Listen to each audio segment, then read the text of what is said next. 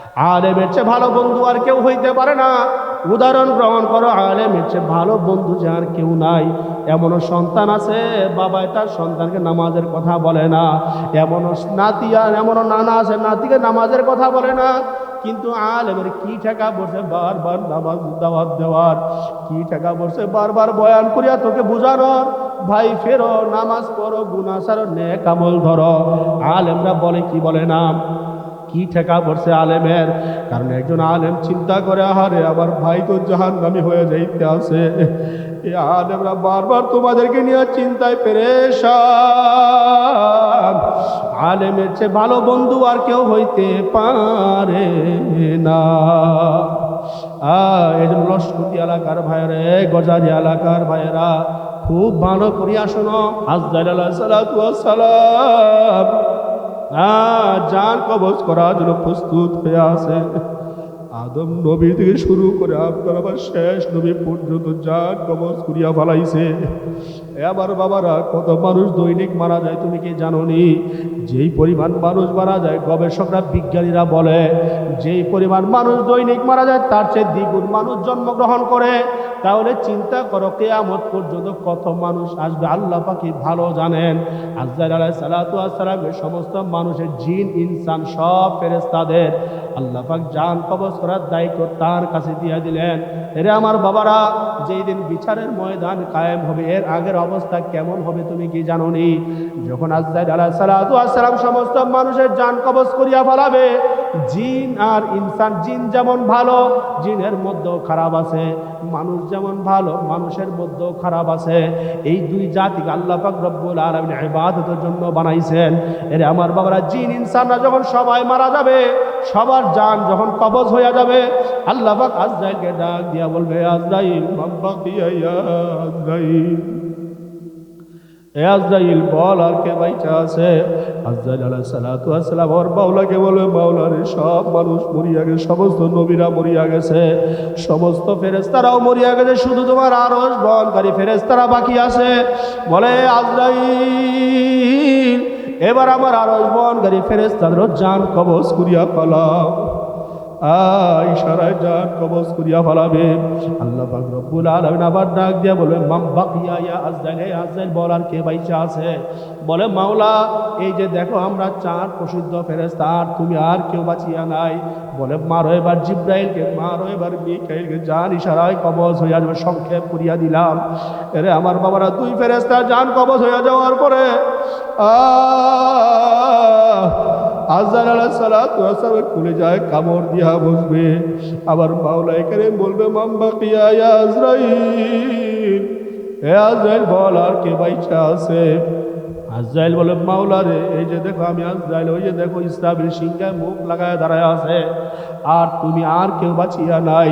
আল্লাহ পাক এবার আজরাইলকে হুকুম করবেন, মতিয়া আজরাইল, আজরাইল এবার তুই নিজে মরিয়া যা, নিজের জান কবজ করিয়া বলা। আজরাইল সেই দিন চিল্লাবে, লাফাবে আর আফসোস করতে থাকবে, আহারে কত নবীর জান কবজ করলাম, কত ফেরেশতা, কত জিন ইনসানের জান কবজ করলাম, বাবার সামনে তার সন্তানের জান কবজ করিয়া ফেলাইছি। কত মাসুম বাচ্চা হসপিটালে আজকে জন্মগ্রহণ করছে, ওয়া শব্দ করার আগে তার জান কবজ হয়ে গেছে। কত বাবার সামনে তার নাতিকে নিয়ে আসছি, কত দাদার সামনে তার নাতির জান কবজ হয়ে গেছে। আমার নিজের জান নিজের কবজ করতে হবে, চিন্তাও করতে পারি না। আজরাইল আলাইহিস সালাতু ওয়াস সালাম ওই দিনে তো চিল্লা দিয়ে বেহুশ হয়ে জমিনে পড়িয়া যাবে। আল্লাহ পাক রব্বুল আলামিন ইশারা আজরাইলের বিদায় হয়ে যাবে, কারণ কুল্লু নাফসিন যায়িকাতুল মাউত, বাবারে নফসওয়ালা প্রাণীরা কেউ বাঁচতে পারবে না। এই আয়াতের ব্যাখ্যা মুফাসসিরিন কেরামরা এইভাবে করেন, যত রূহওয়ালা প্রাণী আছে, ছোট একটা পোকামাকড়ের রূহ আছে, এই পোকাটাও বাঁচতে পারবে না। আজরাইল বিদায় হয়ে যাওয়ার পরে এবার আবার মাওলাই কারীম ইসরাফিলকে ইশারা করিয়া ডাক দিবে, আমার এই কথা বয়ান করে আমি শেষ করিয়া দিব, খুব খেয়াল দিয়া শোনো, দিলটা নরম করো। কিসের দুনিয়া, কিসের ছেলে মেয়ে, কিছু না, সব আমার মাওলা, আমার মাওলার জন্য নিজের জীবনকে বিলায় দাও রে বাবা। আজরাইল আলাইহিস সালাম বিদায় হয়ে যাওয়ার পর আমার মাওলা এর হুকুম করবে, এই ইসরাফিল আবার সিংহায় ফু লাগায়া দাও। ইসরাফিল আলাইহিস সালাতু ওয়াস সালাম দফায় দফায় 3 বার সিংহায় ফু দিবে। প্রথম সিংহায় ফু দিবে, এত মারাত্মক বিকট আওয়াজ হবে, আসমান টাস টাস করে ভেঙে ফেটে পড়ে যাবে, পাহাড়গুলো তুলার মতো উড়িয়া যাবে, জমিন এলোমেলো হয়ে যাবে, সব নাড়া পুড়িয়া যাবে, কিছু থাকবে না। আবার মাওলাই আবার ইসরাফিলকে ডাক দিয়া, ইসরাফিল আবার 2 নম্বর সিংহায় ফু দিয়া দাও। ওই 2 নম্বর সিংহার ফু এত মারাত্মক, এত বিকট আওয়াজ হবে, ইসরাফিল আলাইহিস সালাতু ওয়াস সালাম ওই আওয়াজ নিজেই সহ্য করতে পারবে না। ওই আওয়াজ শোনা করে নিজে জমিনে বেহুশ হইয়া পুরিয়া দেহ বিদায় হইয়া যাবে। আর কেউ নাই। কে আছেন রে বাবা, জোরে বলেন, আরো জোরে বলেন, কে আছেন? আমার মাওলাই কারিম যখন নাকি রাজ সিংহাসনে বসবে না, গোটা জমিনকে ভাঁজ করিয়া ফালাবেন, এলোমেলো করিয়া ফালাবেন। আমার মাওলাই কারিম রাজ সিংহাসনে বসিয়া বলতে থাকবে, লিমানিল মুলকুল লিয়াউম, এরে আজকের এই দিনের রাজত্ব কার? আমার মাওলাই কারিম বলবে, দুনিয়ার বাদশাহী পাইয়া কত রাজত্ব দেখাইছ, সামান্য মেম্বার পাতি নেতা হওয়ার পর তোর সামনে টিকা যায় না, আজকে পারলে দাঁড়া, একটু বলে তো কেউ দাঁড়ানোর সাহস সেই দিন থাকবে নাকি? সব শক্তি কার রে বাবা? আরো জোরে বলেন কার? আমার মাওলাই কারিম যখন নাকি জমিনটাকে এলোমেলো করিয়া ফেলাবেন, এই যে বললাম আল্লাহ পাক মাটির থেকে আমাদেরকে আবার বের করবেন, হিসাব নিকাশ নিবেন। শেষ বয়ান আমার, আল্লাহ পাক রব্বুল আলামিন কেমনে বের করবে তুমি কি জানো নি? সর্বপ্রথম আবার 4 প্রসিদ্ধ ফেরেশতাকে আল্লাহ পাক উঠাবেন। আল্লাহ পাক জমিনটাকে ভাঁজ করিয়া ফেলাইছেন, আবার 4 প্রসিদ্ধ ফেরেশতাকে সবার আগে অবিনহা নুকুরে যখন তার তান কর 4 জন ফেরেশতাকে উঠায় আমার মাওলাই কারিম আবার হুকুম করবে, এই ফেরেশতা এবার দৌড়া যাও, ইয়া দেখো আমার হাবিবের রওজা কোথায়। আমার হাবিব ইন্তিকালের পর থেকে এখনো সে কান্নারত অবস্থায় করতে পড়িয়া আছে, যাও আমার হাবিবের রওজাতে নিয়ে আসো। 4 ফেরেশতা হাঁটা শুরু করবে। মাওলাই কারিম হুকুম পাওয়ার পরে এক ফেরেশতা আরেক ফেরেশতাকে জিজ্ঞাসা করবে, বাইরে আজরাইল, তুমি না নবীর জান কবজ করে রওজা কোথায়, তুমি কি জানো? বলো আমি সব ভুলিয়া গেছি, আমার কিচ্ছু মনে নাই। দুনিয়াটা আল্লাহ পাক এলোমেলো করিয়া ফেলাইছে, আমার দুনিয়ার কিছু মনে নাই। এবার জিবরাইলকে তুমি না নবীর কাছে ওহী বারবার নিয়ে গেছো, তুমি না 30 পারা কোরআন নিয়ে গেছো, তুমি কি বলতে পারো নবীর রওজা কথা? বলে আমিও ভুলিয়া গেছি, আমার কিচ্ছু মনে নাই। সংক্ষেপ কথা, 4 ফেরেশতা হাঁটতে থাকবে, বলবে এবার চলো নবীর রওজা খোঁজার জন্য হাঁটো। 4 ফেরেশতা হাঁটতে হাঁটতে হাঁটতে হাঁটতে যখন নাকি হঠাৎ করিয়া কিছু দূর আগাবে, আগানোর পরে দেখবে বিশাল দূর একটা নূর চমকাইছে, যেমন আল্লাহু আকবার, বিশাল নূর, নূরে চমকাই দিয়ে আছে। তারা দেখিয়া বুঝে ফেলবে এটাই তো আমার নবীর রওজা। ওই যে দেখো নবীর রওজা দেখা যায়। এরে আমার বাবারা, নবীর রওজার মধ্যে কি অবস্থা, আমার নবীকে পাবে তুমি কি জানো নি রে বাবা? গিয়া দেখবে আমার নবীর রওজায় পড়িয়া আছে, কাঁদতে কাঁদতে কাঁদতে কাঁদতে ফোফায় গুজা হয়ে গেছে, নবীর চেহারা মধ্যে কাদা লাগিয়া আছে। এ আমার বাবারা, নবীর কাছে ফেরেশতারা গিয়া সালাম দিবে, আসসালামু আলাইকা ইয়া রাসূলুল্লাহ, ও নবী চলেন, আল্লাহ পাক আপনাকে নিয়ে যাওয়ার জন্য পাঠাইছে। ওই দিন জবান দ্বারা নবীর কোন শব্দ বের হবে জানেননি? আল্লাহর নবী আলাইহিস সালাতু ওয়াস সালাম বলবে, বাইরে জিবরাইল, ভাই আজরাইল, বলো আমার উম্মত কোথায়, আমার উম্মত কেমন আছে, আমার উম্মতরা কেমন আছে বলো। আল্লাহ পাক রব্বুল আলামিন কিয়ামত ঘটায় দিছে। এ আমার বাবারা, নবী বলবেন, এরে ফেরেশতারা উম্মত কি জাহান্নামে চলিয়া গেছে নাকি? ফেরেশতারা বলবে, ইয়া রাসূলুল্লাহ চলেন, আপনার উম্মতরা এখনো ঘুমায়, এখনো উঠে নাই। নাস্তিকতা নিপাত যাক, দিন ইসলাম জিন্দাবাদ, কোটি প্রাণে একই আওয়াজ। খোদাদ্রোহী ছাড় পাবে না, এই বাংলায় ঠাঁই হবে না, মুসলমানরা জেগেছে আজ, ঠিক না? নাস্তিকতা নিপাত যাক, দিন ইসলাম জিন্দাবাদ, কোটি প্রাণে একই আওয়াজ। খোদাদ্রোহী ছাড় পাবে না, এই বাংলায় ঠাঁই হবে না, মুসলমানরা জেগেছে আজ। ও জোর কদমে সামনে চলো, বজ্রকণ্ঠে আওয়াজ তোলো, সবাই মিলে একই তালে দাও না স্লোগান, নারায়ে তাকবীর, নারায়ে তাকবীর, দিন ইসলাম, দিন ইসলাম জিন্দাবাদ, জিন্দাবাদ। ইসলামেরই জন্য দেশের হয়েছে জন্ম, ইসলামের বিরুদ্ধে গেলে দেশ হবে ভিন্ন, ঠিক না? ইসলামেরই জন্য দেশের হয়েছে জন্ম, ইসলামের বিরুদ্ধে গেলে দেশ হবে ভিন্ন। ইসলামের বিরুদ্ধে যারা নিয়েছে অবস্থান, এই বাংলায় ঠাই হবে না, যাও হিন্দুস্তান, যাও হিন্দুস্তান। হো জোর কদমে সামনে চলো, বজ্রকণ্ঠে আওয়াজ তোলো, সবাই মিলে একই তালে দাও না স্লোগান, নারায়ে তাকবীর। আরে দুই হাত উঁচু করে নারায়ে তাকবীর। দেখেন আবার ঘুষি লাগাই দেন একজন আরেকজনকে, নারায়ে তাকবীর, নারায়ে তাকবীর। দিন ইসলাম, দিন ইসলাম জিন্দাবাদ, জিন্দাবাদ। মুসলমানের এই দেশেতে নাস্তিকদের ঠাঁই নাই, নাস্তিকদের পক্ষে যারা তাদের কোনো রক্ষা নাই, ঠিক না? মুসলমানের এই দেশেতে কাদিয়ানীদের ঠাঁই নাই, কাদিয়ানীদের পক্ষে যারা তাদের কোনো রক্ষা নাই। এই দেশেতে থাকতে হলে কোরআন মানতে হবে, কোরআন না মানলে তারা বিতাড়িত হবে, বিতাড়িত হবে।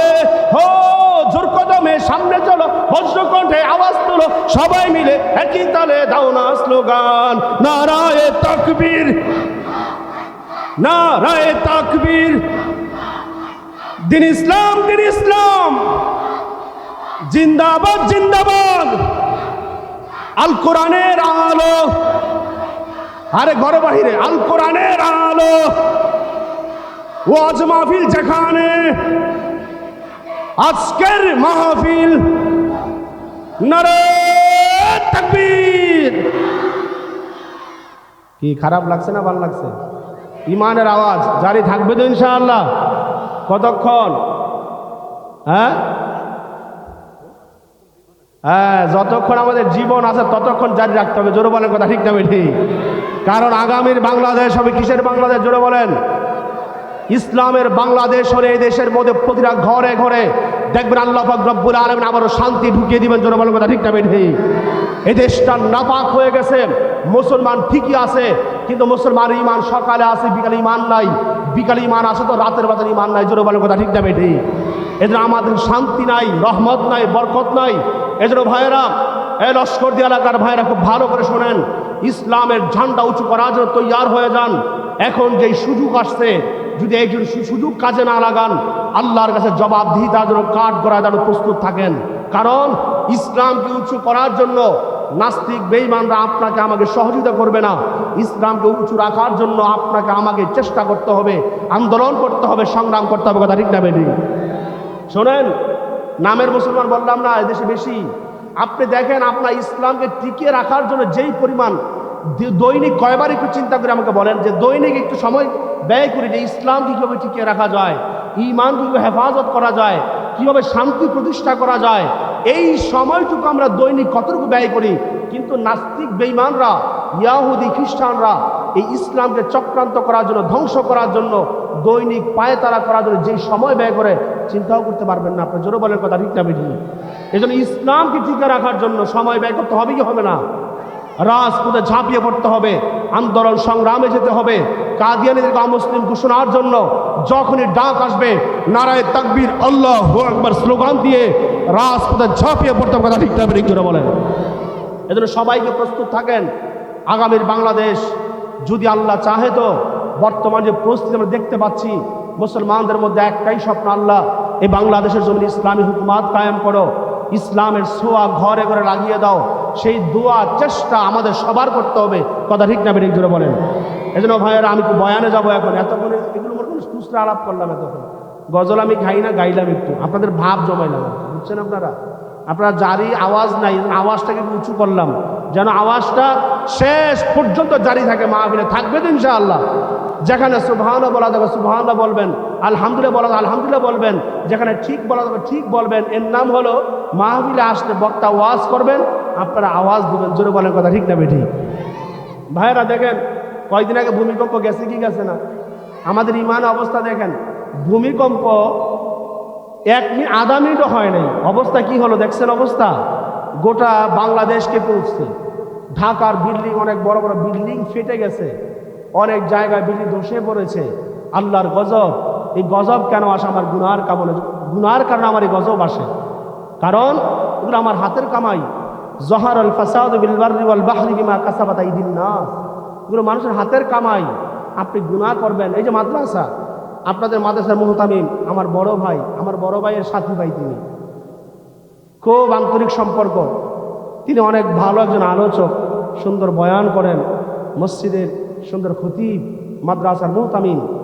তিনি আজকের আপনাদের এই যে মাদ্রাসার মাহফিল যে আয়োজন করলেন, ব্যবস্থাপনা করলেন, এই যে আমরা মাহফিলে আসলাম, উলামায়ে কেরামের যে ত্যাগ, আপনাকে বোঝানোর উদ্দেশ্য। দেখেন এই মাদ্রাসার মধ্যে যে ছাত্ররা লেখাপড়া করে, তলবে ইলমরা কোরআন পড়ে, হাদিস পড়ে, তাহাজ্জুদের সময় যায় না, আমাদের মুসল্লা বিছিয়ে আল্লাহর কাছে রোনাজারি করে, আল্লাহ পাক এর কারণে আমাদের বাংলাদেশকে হেফাজত করেছেন, এর কারণে হেফাজত করেছেন। কারণ আমার হাতের কামাই গুনাহ, কিন্তু ছাত্ররা দোয়া করে, হাফেজে কোরআন যারা হেফজখানায় পড়ে তারা গভীর রাত্রে উঠিয়া যায় না, আমাদের মুসল্লা বিছাইয়া আমার মাওলার কাছে কান দেওয়ার দোয়া করে, মাওলা রে তুমি আমার এলাকাবাসীকে হেফাজত করো, এমন কোনো আযাব গজব দিও না যেন আমার এলাকার মানুষ সহ্য করতে না পারে।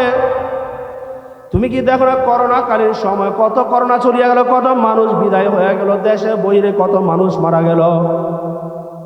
বহির্বিশ্বের বিজ্ঞানীরা, গবেষকরা বলেছিলেন, বড় বড় ডাক্তাররা বলেছিলেন যে করোনা বাংলাদেশের মধ্যে যেহেতু গণবসতি বেশি, দেশের পরিমাণ অনুযায়ী মানুষ বেশি, ওই দেশে সবচেয়ে বেশি মানুষ মারা যাবে। কিন্তু কই কি পরিমাণ মানুষ মারা গেল, এমন কোনো গজব আযাব এত মানুষ আমাদের বাংলাদেশে মারা যায় নাই। এই রহমতগুলো মাদ্রাসার রহমত, মাদ্রাসার বরকত। এরা আমার বাবারা, বাংলাদেশে এত মসজিদ, এত মসজিদ অন্য কোনো দেশে নাই, এত মাদ্রাসা, এত মাদ্রাসা অন্য কোনো দেশের মধ্যে নাই, এত হাফেজে কোরআন, এত হাফেজে কোরআন অন্য কোনো দেশের মধ্যে নাই রে বাবা, এত মুফতিয়ানে কেরাম অন্য কোনো দেশের মধ্যে নাই, এত মাওলানা, এত মুহাদ্দিস, এত শাইখরা এত অন্য কোনো দেশে নাই। ওই তলবে ইলম ছাত্র দুয়ার বদৌলতে আল্লাহ পাক আমার দেশকে হেফাজত করেছেন। আমাদের ইমানের হালতে বাবারে ভূমিকম্প হয়ে গেল, ভূমিকম্প হওয়ার পরে বড় বড় কোটিপতি রাস্তায় নামিয়া গেছে, বিল্ডিং থেকে দৌড়া, বুঝাই দিয়েছে দুনিয়া কিছু না, তুই 1 টাকার তোর মূল্য নাই, তোর বিল্ডিং এর কোনো আল্লাহর কাছে দাম নাই। বিল্ডিং থেকে কোটিপতি রাস্তায় নামছে কি নামে নাই? আরো জোরে আবার নামছে কি নামে নাই? তুই রাস্তার ফকির, কিছু না, সব কিছুর মালিক কে? আরো জোরে বলেন কে? সব কিছুর মালিক আমার মাওলা। আমার মাওলা যদি আরো জাগরি, আরো 1 মিনিট জাগরি হইতো, ঢাকা শহরে কোনো বিল্ডিং এর জায়গায় থাকতো না। বাবার এই সামান্য কয়েক সেকেন্ডে ভূমিকম্প হওয়ার পরে কত বিল্ডিং ফাটিয়া গেছে। আমাদের ইমান হালত হইল, এই বিপদ আসার পরে কেউ দৌড়ায়, কেউ আল্লাহ আল্লাহ বলে, কেউ লা ইলাহা ইল্লা আনতা সুবহানাকা পড়ে।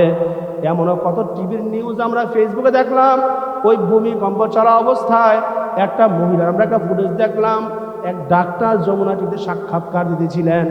অমনি যখন ভূমিকম্প শুরু হয়ে গেল, ওই ফুটেজে মহিলা দেখলাম জবান দিয়া পড়তেছিল লা ইলাহা ইল্লা আনতা সুবহানাকা ইন্নী কুনতু মিনাজ জালিমিন। আরেক সাংবাদিক দাঁড়ায় খবর করতেছিল, অবস্থায় ভূমিকম্প শুরু হয়ে গেল, ওই সাংবাদিক দাঁড়ায় পড়তেছিল লা ইলাহা ইল্লাল্লাহু মুহাম্মাদুর রাসূলুল্লাহ, লা ইলাহা ইল্লাল্লাহু মুহাম্মাদুর রাসূলুল্লাহ। বিপদ আসলে মানুষ আমার আল্লাহকে ডাকে, বিপদ চলিয়া যাওয়ার পরে ওই নাফরমান কত টাকাওয়ালা, কত যেই টাকাওয়ালারা, এমনও টাকাওয়ালা আছে আমার মাওলারে ডাকে না, আমার মাওলার ইবাদত, এই কথা বলো কেন, আমার মাওলারে ডাকে না।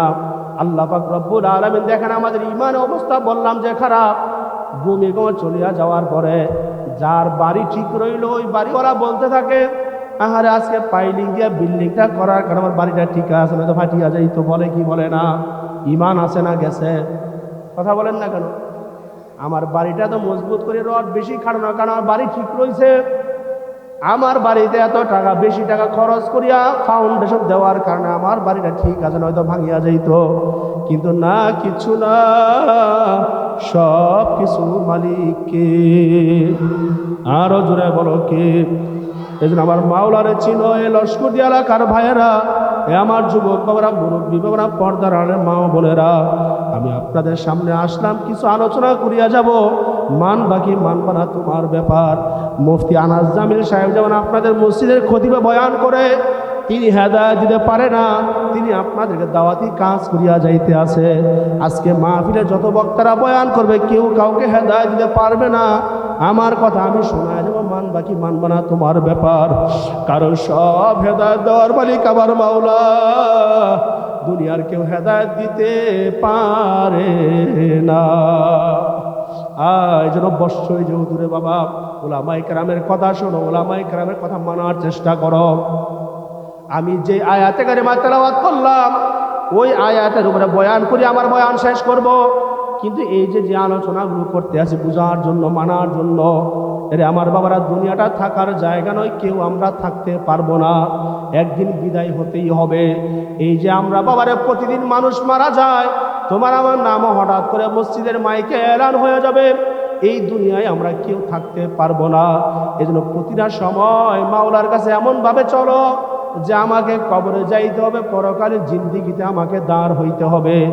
জনাবে মুহাম্মদুর রাসূলুল্লাহ সাল্লাল্লাহু আলাইহি ওয়াসাল্লাম 40 বছর বয়সে নবুয়ত পাইলেন। 40 বছর বয়সে নবুয়ত পাওয়ার পরে আরো বাকি 23 বছর জিন্দিগি বেঁচে ছিলেন। মোট 23 বছর জিন্দিগি। 63 বছর হওয়ার পরে আমার নবী বিদায় হয়ে গেলেন। জন্মের আগে পিতাকে হারাইলেন, জন্মের আগে পিতাকে হারায়া 6 বছর বয়সে মাকেও হারালেন। আমার নবী সবচেয়ে বড় এতিম। আমার নবীর চেয়ে এতিম আর গোটা দুনিয়ার মধ্যে কেউ হইতে পারে না। আমার নবীর যখন 8 বছর হয়ে যায়, 8 বছর বয়সে নবীর চাচা আবু তালেব, নবীজির দাদা আব্দুল মুত্তালিব বিদায় হয়ে গেলেন।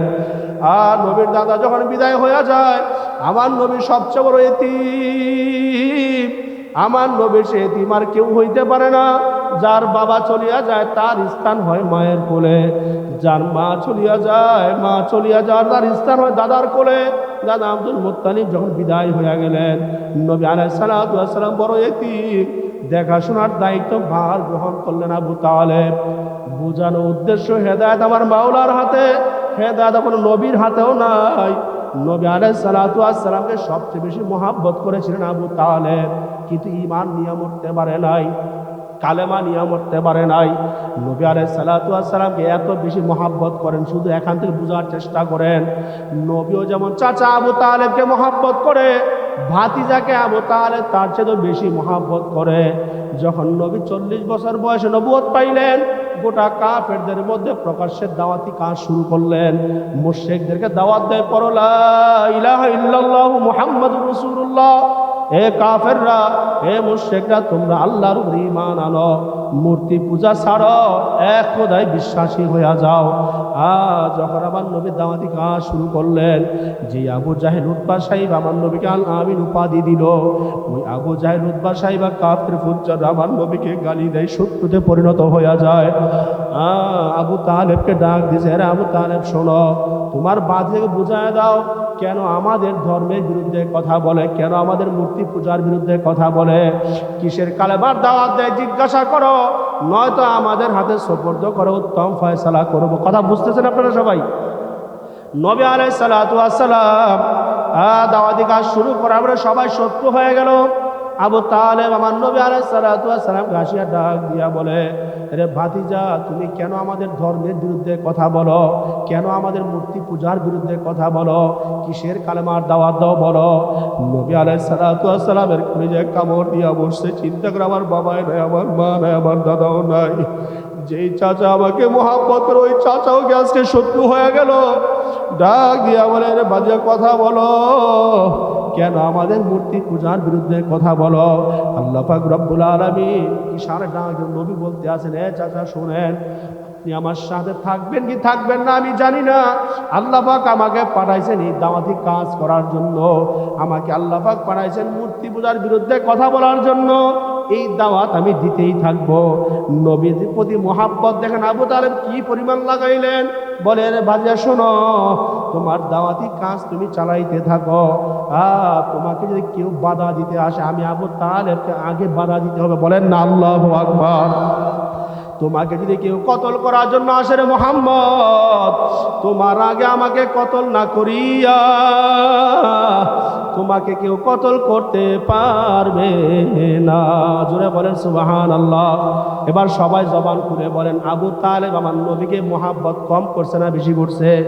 قال رسول الله صلى الله عليه وسلم لا يؤمنون أحدكم حتى أكون أحب إليه من والده وولده والناس أجمعين। এরা আমার বাবারা, নিজের জীবনের চাইতে যদি কেউ বেশি মহাব্বত আমার নবীকে করে, এর নাম মহাব্বত। আবু তালেব নিজের জীবনের চাইতেও বেশি মহাব্বত করলেন ভাতিজাকে, কিন্তু কালেমা নিয়ে মরতে পারে নাই। এই আবু তালেব যখন নাকি মৃত্যুর বিছানায় পড়ে গেল, আবু তালেবের সঙ্গী সাথীরা বসা, আবু জাহেল উতবা সাইবা বসা, আমার নবী ডাক দিয়া বলে, চাচা আপনি কালেমা পড়েন, একটু পরেই তো মারা যাবেন।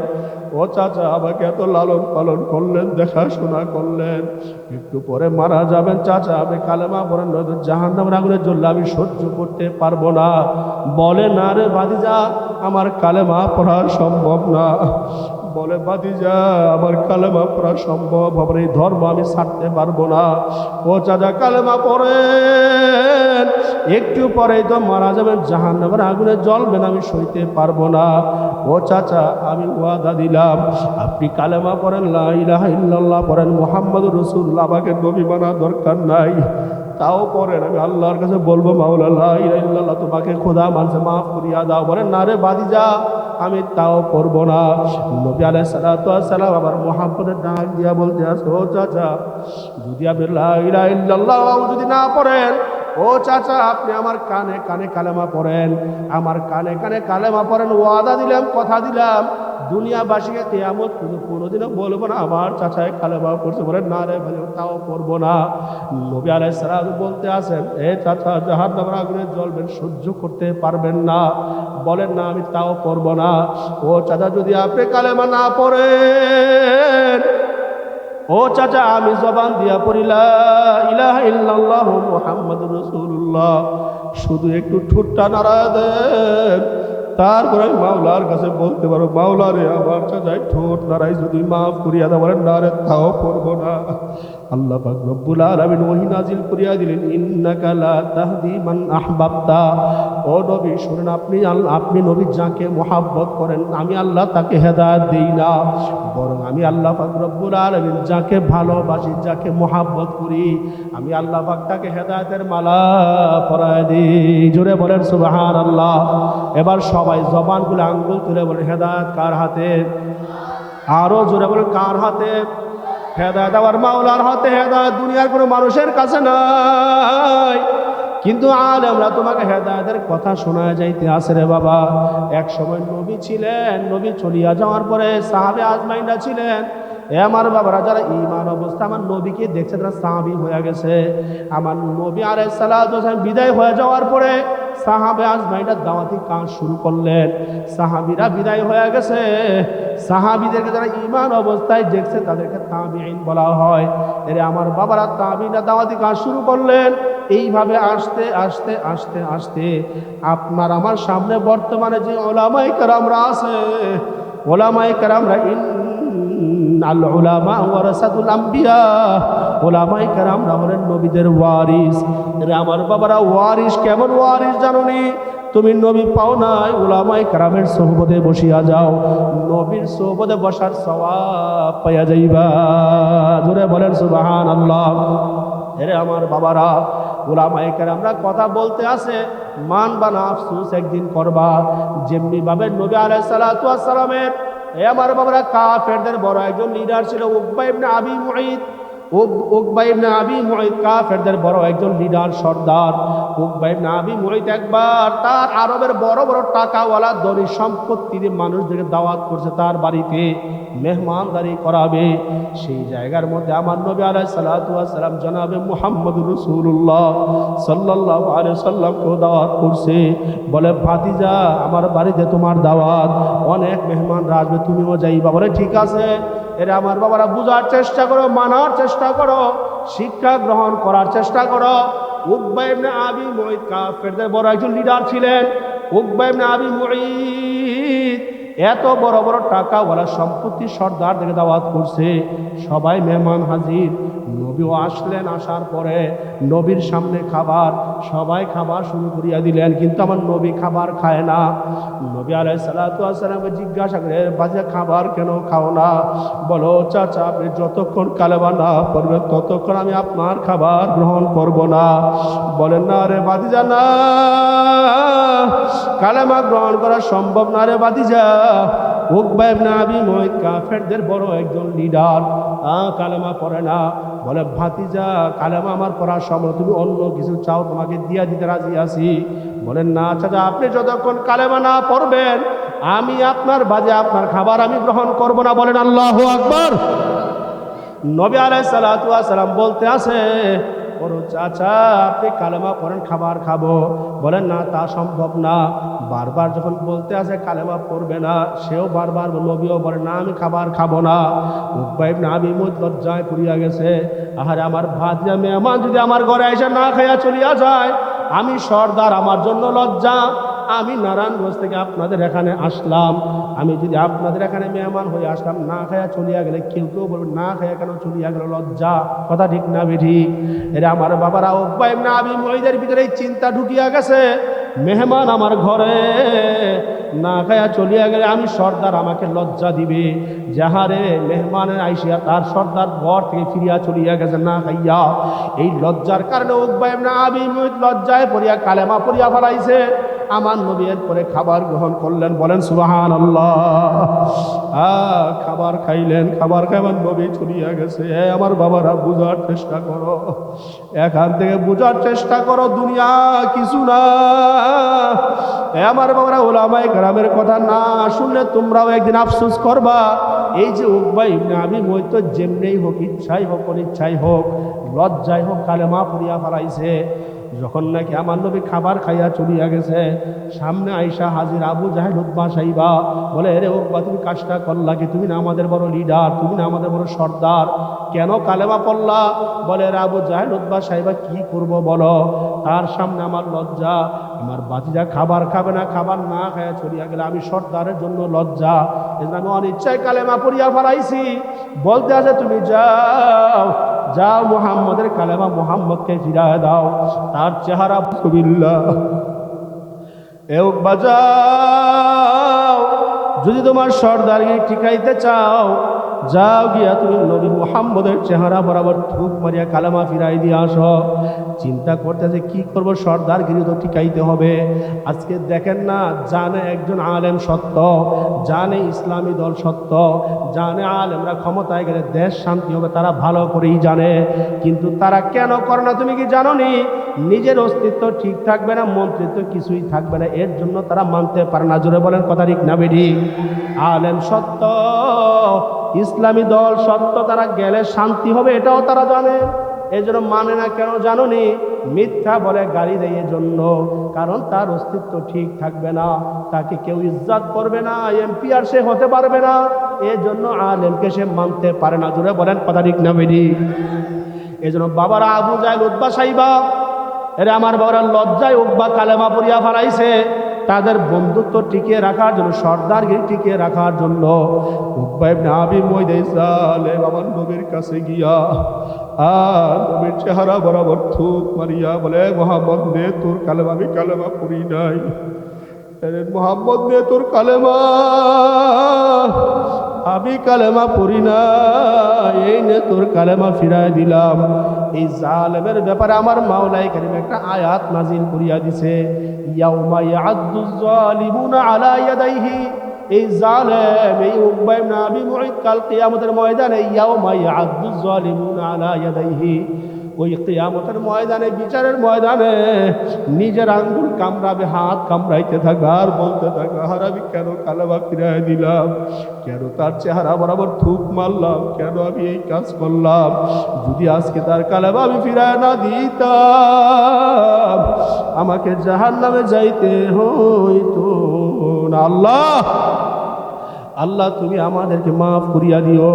ঠিক তদ্রূপভাবে আজকে যারা ইসলাম মানে না, যারা ওলামায়ে কেরামের কথা শোনো না, যারা দিন মানো না, আফসোস একদিন করবা এই উকবা ইবনে আবি মুঈতের মতো কেন মানলাম না, কেন শুনলাম না। আমি প্রতিটা বয়ানে একটা কথা বলার চেষ্টা করি, এই জাতির, এই মানুষের তোমার আমার আলেমের চেয়ে ভালো বন্ধু আর কেউ হইতে পারে না। জোরে বলেন কথা ঠিক না বেঠিক? আলেমের চেয়ে ভালো বন্ধু আর কেউ হইতে পারে না। উদাহরণ গ্রহণ করো, আলেমের চেয়ে ভালো বন্ধু যে আর কেউ নাই। এমনও সন্তান আছে বাবাই তার সন্তানকে নামাজের কথা বলে না, এমনও নাতি আর এমনও নানা আছে নাতিকে নামাজের কথা বলে না। কিন্তু আলেমের কি ঠেকা বসে বারবার নামাজ দাওয়াত দেওয়ার, কি ঠেকা বসে বারবার বয়ান করিয়া তোকে বুঝানোর, ভাই ফেরো, নামাজ পড়ো, গুনাহ ছাড়ো, নেক আমল ধরো। আলেমরা বলে কি বলে না? কি ঠেকা পড়ছে আলেমের? কারণ একজন আলেম চিন্তা করে, আহারে আমার ভাই তো জাহান্নামী হয়ে যাইতে আছে। এই আলেমরা বারবার তোমাদেরকে নিয়ে চিন্তায় পেরেশান। আলেমের চেয়ে ভালো বন্ধু আর কেউ হইতে পারে না। এই জন্য লস্করী এলাকার ভাইয়েরা, গজারি এলাকার ভাইয়েরা, খুব ভালো করিয়া শোনো, আলেমদেরকে মোহাব্বত করিয়া ফেলাও, আলেমদের সাথে থাকার চেষ্টা করো, ইসলামের সাথে থাকার চেষ্টা করো। আমার বয়ান শেষের দিকে এখন আমার মূল আয়াতের কথা শোনার চেষ্টা করেন। একটা আয়াতে কারিমা তেলাওয়াত করেছিলাম, মিনহা খলাকনাকুম ওয়া ফিহা নুঈদুকুম ওয়া মিনহা নুখরিজুকুম তারাতান উখরা। এই আয়াতটা পারেন কি পারেন না? দোয়াটা সবাই পারেন কি পারেন না? পরিচিত একটা দোয়া। এই দোয়া পইরা পইরা কেউ কারো বাবাকে মাটি দিয়ে আসছেন, কেউ কারো মাকে কবরে রাইখা আসছেন। এই দোয়া পড়িয়া পড়িয়া কিন্তু কি বললেন আল্লাহ পাক রব্বুল আলামিন?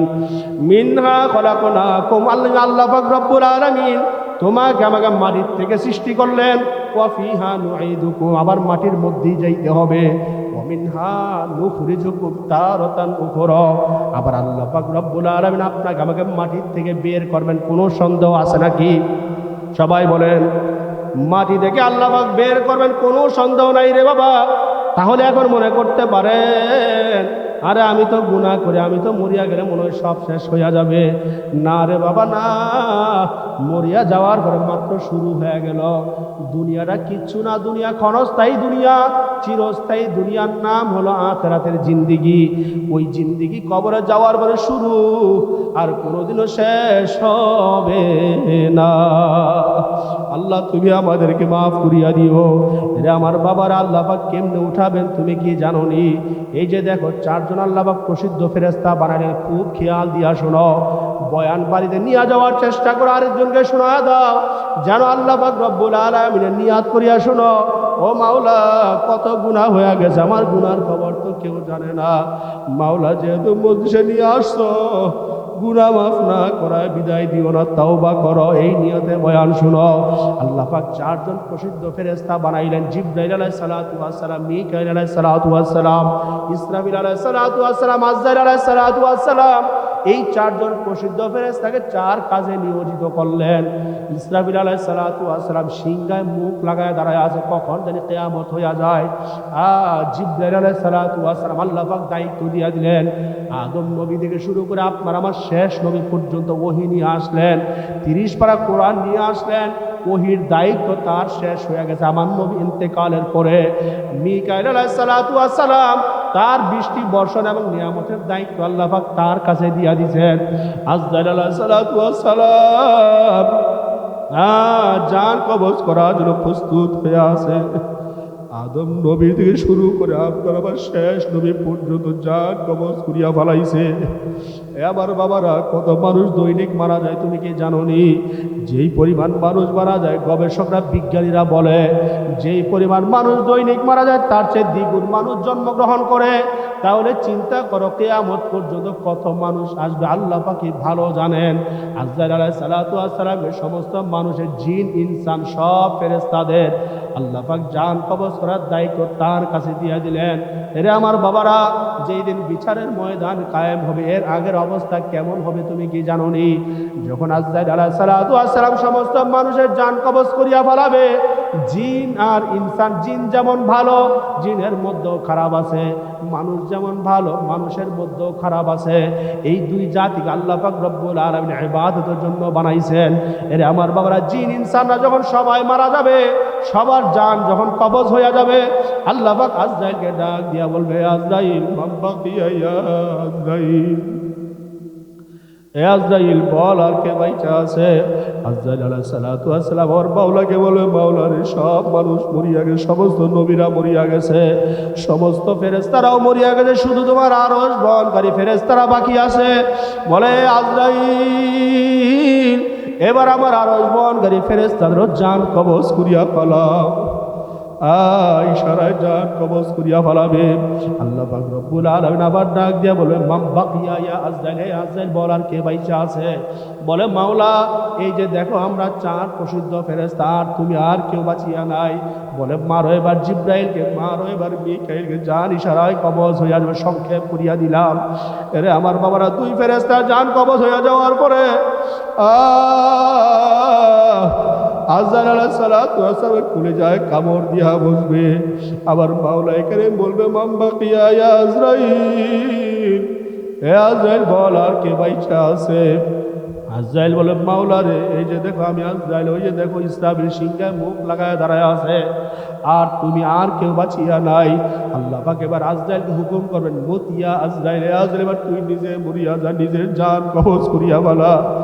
আজরাইল সেই দিন চিল্লাবে, লাফাবে আর আফসোস করতে থাকবে, আহারে কত নবীর জান কবজ করলাম, কত ফেরেশতা কত জিন ইনসানের জান কবজ করলাম, বাবার সামনে তার সন্তানের জান কবজ করিয়া ফেলাইছি।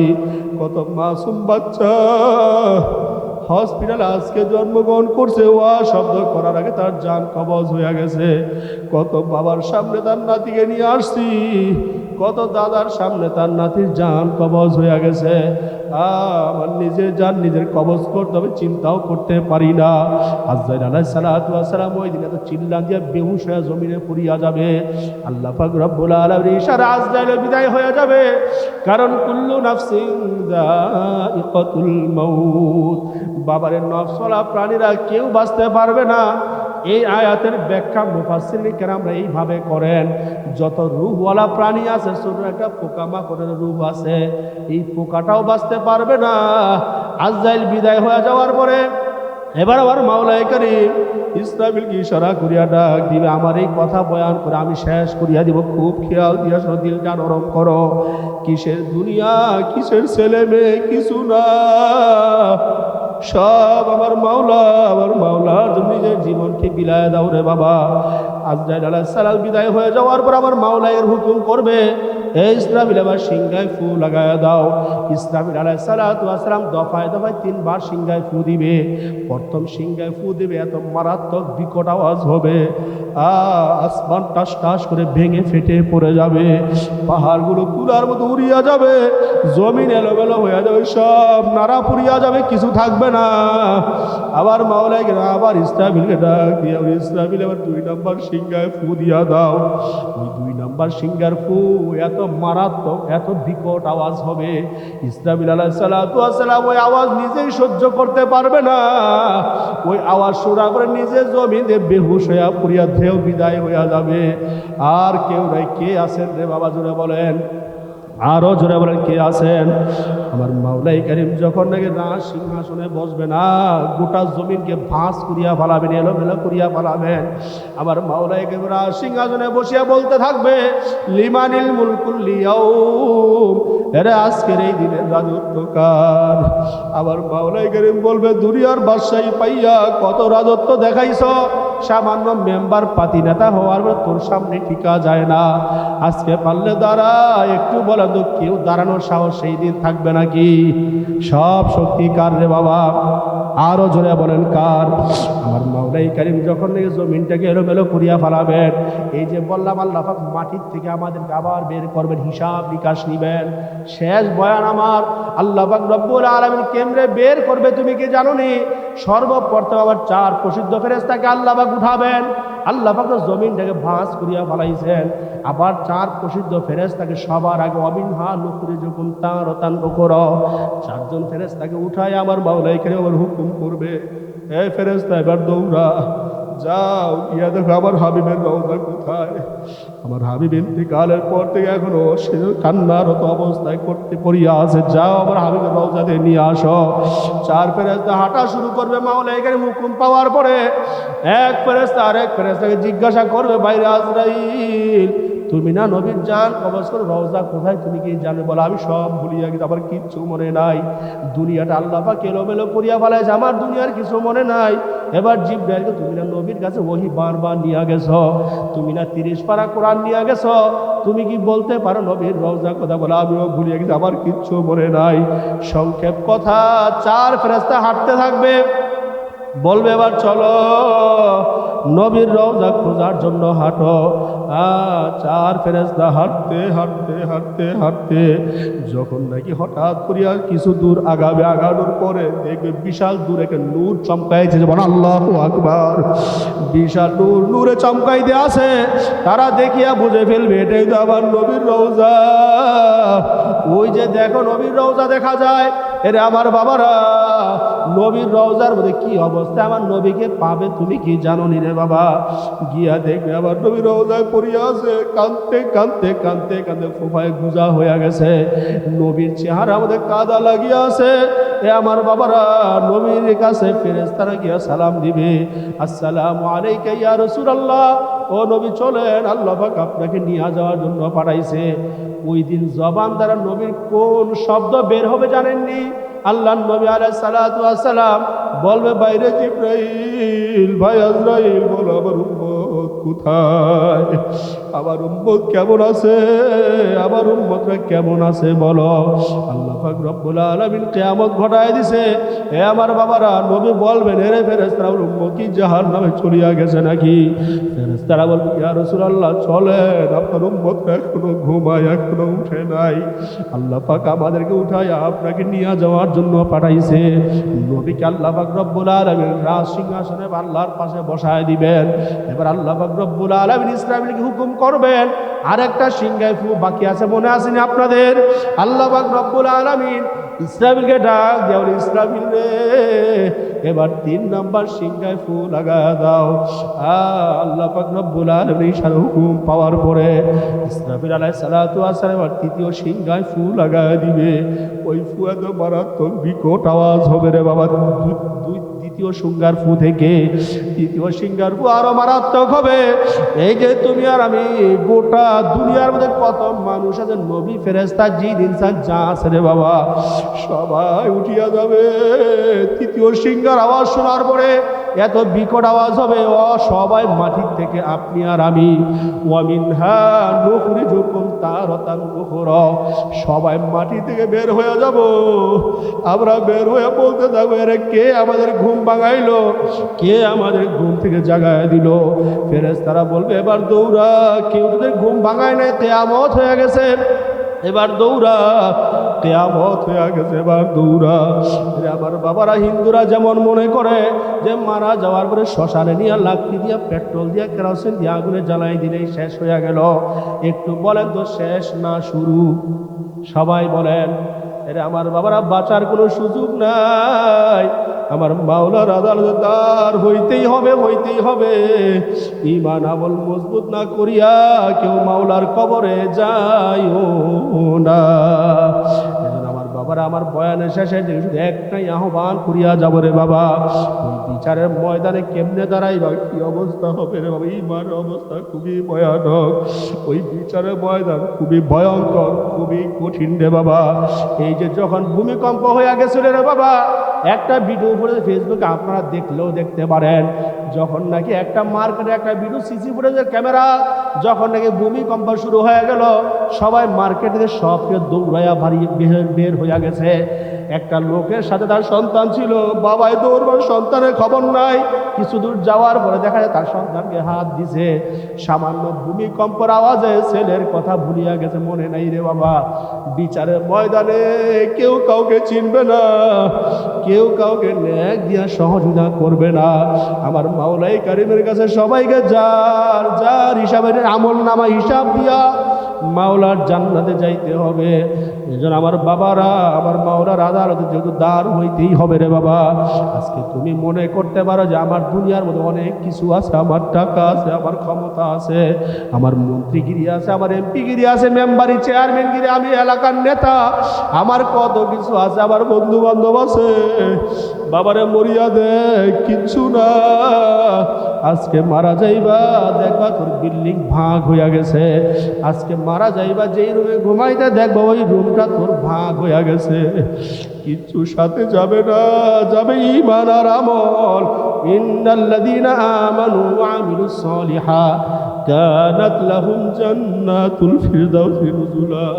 এজন্য আমার বাবারা জান্নাতুল ফিরদাউসে যদি যাইতে মনে চায় রে বাবা, ঈমান আর আমলকে মজবুত করিয়া ফেলাও। এজন্য আমার বাবারা আমি আপনাদের কাছে দোয়া চাই, আপনাদের জন্য আমি দোয়া করি। আল্লাহ পাক রব্বুল আলামিন যেন কাল কিয়ামতের ময়দানে ওই কবরে ঈমান এবং আমল নিয়ে যাওয়ার তৌফিক দিয়া দেন। জুড়ে বলেন আমিন। রে আমার বাবারা, আমার বয়ান শেষ যাওয়ার আগে একটা অনুরোধ করিয়া যাব। এরে আমার বাবারা, এই যে আমার বড় ভাই মুফতি জামিল আনাস জামিল সাহেব, তিনি হয়তো বেশি দিন হয় না আপনাদের এলাকায় আসছে, মূল্যায়ন করবেন, ইজ্জত দিবেন রে বাবা, কারণ আলেমের চেয়ে ভালো বন্ধু আর কেউ হইতে পারে না। তোর বন্ধু দুনিয়ার মানুষ যারা তোকে মহাব্বত করে, সব স্বার্থের মহাব্বত, তোকে নেতায় পালে লালন পালন করে সব স্বার্থের মহাব্বত। এরে আমার বাবারা, যারা আওয়ামী লীগ কর্তা তারা বুঝার চেষ্টা করো, শেখ হাসিনা পালায় কিন্তু ইন্ডিয়ায় চলিয়া গেছে, তোকে বিপদে ফালায় চলিয়া গেছে। যে এমপি তোকে ব্যবহার করছে, তোকে ফালায়, তোকে মামলায় ফালায়, তোর এমপি পালায় বাহিরে চলিয়া গেছে। এই শোন, দুনিয়ার মহাব্বত সব স্বার্থের মহাব্বত, তোকে ব্যবহার করছে ক্ষমতার জন্য, পাওয়ার দিছে, টাকা দিছে, যাই করছে রে বাবা। আজকে তুই হামলা মামলায় ঘরে থাকতে পারো না, কিন্তু তোর এমপি বিদেশে পালায় চলিয়া গেছে। যা করো ইসলামের জন্য করো, আমার মাওলার জন্য করো। এই জন্য আমার বাবারা মুফতি আনাস জামিল সাহেবের সাথে সম্পর্ক রাখবেন, পরামর্শ করবেন, দোয়া নিবেন, জীবন কিভাবে চালাইবেন মাঝে মধ্যে কাছে আসবেন। আমি বলি আলেমের চেয়ে ভালো বন্ধু গোটা দুনিয়ার মধ্যে কেউ হইতে পারে না। এই জন্য আলেমের সাথে থাকবেন তো ইনশাআল্লাহ। আজকের এই মাহফিল বাবা আখিরে মুনাজাত পর্যন্ত আমি আপনাদেরকে একটু ওয়াদা করাই যে তওবা করাইতেছে আল্লাহর কাছে। কারা কারা নিয়াত করতে পারেন যে হুজুর আজকে যেহেতু লস্করদি মাদ্রাসার মাহফিল আমাকে নিয়েই আসছে, হুজুর বয়ান শুনিয়া আজকের এই মাহফিল আমি এখন থেকে নিয়ত করিয়া ফেলাইলাম, আমি আজকের পরে আর নামাজ ছাড়বো না, আমি আজকের পরে আর দ্বীন ইসলাম আর ছাড়বো না, গুনাহ আমি করবো না, নেক আমল আমি আর ছাড়বো না। কারা কারা দিনে নিয়াত আছে আমার আল্লাহকে দুইটা হাত একটু দেখায় দাও। আল্লাহু আকবার। ও মাওলা, তুমি মজলিসের মধ্যে তাকায় দেখো, আমি তো গুনাহগার, কিন্তু এখানে কত নেকওয়ালা মানুষ আছে রে মাওলা। মাওলা সবাই মিলে আপনার তওবা করতে আসি। মাওলা আজকে এই মানুষগুলো নিয়াত করতেছে আজকে থেকে আর নামাজ ছাড়বে না, রোজা আর ছাড়বে না, গুনাহ আর করবে না, মিথ্যার বলবে না, গিবত শিকায়ত আর করবে না, হালাল হারাম তমিজ করবে। আজকের এই মাহফিলে মাওলা তুমি আমাদেরকে গুনাহ মাফ না করায়া কাউকে বিদায় দিও না। জোরে বলেন আল্লাহুম্মা আমিন।